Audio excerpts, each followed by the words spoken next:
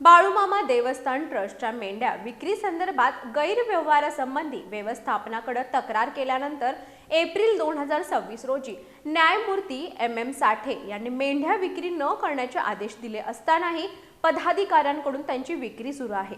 या संदर्भात माहिती मिळावी अशी मागणी प्रवीण पाटील, रवींद्र पाटील आणि हनुमंत पाटील यांनी व्यवस्थापन तसंच धर्मादाय आयुक्त कार्यालयाकडे केली आहे। बाळूमामा देवस्थान ट्रस्टच्या मेंढ्या विक्री संदर्भात गैरव्यवहारासंबंधी व्यवस्थापनाकडे तक्रार केल्यानंतर एप्रिल 2026 रोजी न्यायमूर्ती MM साठे यांनी मेंढ्या विक्री न करण्याचे आदेश दिले असतानाही पदाधिकाऱ्यांकडून त्यांची विक्री सुरू आहे। या संदर्भात माहिती मिळावी अशी मागणी प्रवीण पाटील, रवींद्र पाटील आणि हनुमंत पाटील यांनी व्यवस्थापन तसंच धर्मादाय आयुक्त कार्यालयाकडे केली आहे।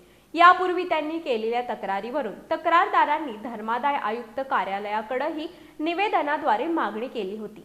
29 एप्रिल रोजी न्यायालयानं ट्रस्टनं बकरी मेंढ्या विक्री करू नयेत तसंच विक्री संबंधी समिती नेमली जावी असं नमूद केलंय। मात्र कोर्टाचा आदेश डावलून बकरी मेंढ्या विक्री सुरू आहे। विक्रीतून येणाऱ्या रकमेचा हिशोब ठेवलेला नाही।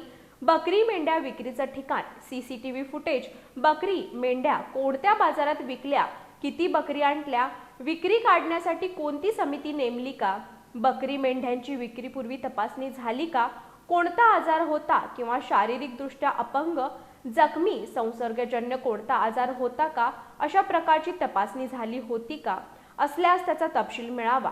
बकरी मेंढ्या कोणाला विकल्या गेल्या, विक्रीतून मिळणारी रक्कम किती होती, ती रक्कम बँकेत की कोणाकडे ठेवली आहे, विक्रीतून आलेल्या रकमेचा जिथे व्यवहार सुरू आहे त्या बँकेचे गेल्या 3 महिन्यांपासूनचे आजपर्यंतचे बँक स्टेटमेंट मिळावं।